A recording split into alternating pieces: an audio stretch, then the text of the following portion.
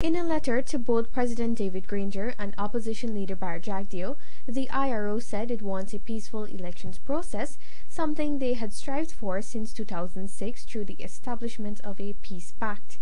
The agreement was signed at a public ceremony on the grounds of the Parliament buildings by the political parties running in that elections.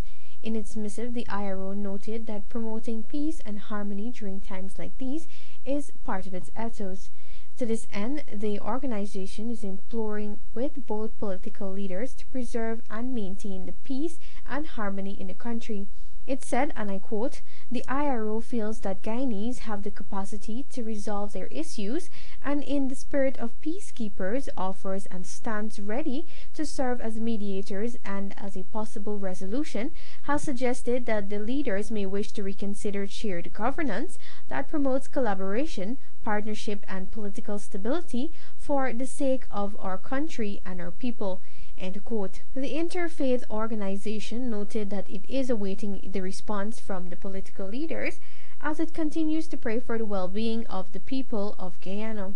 Immediately after the no-confidence motion was passed on December 21, 2018, both President David Granger and Prime Minister Moses Nagamutu had initially committed to following the provisions outlined in the Constitution, facilitating early elections and engaging in dialogue with leader of the opposition Bar Jagdeo, but they have since changed their position. And despite many calls for the president to uphold the Constitution and set a date for elections, the head of state insists that he first needs to be guided by GECOM.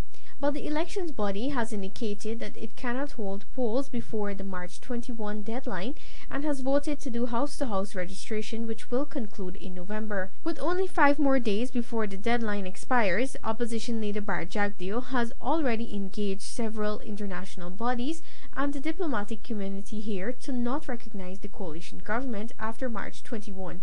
Divina Ramdas, The Evening News.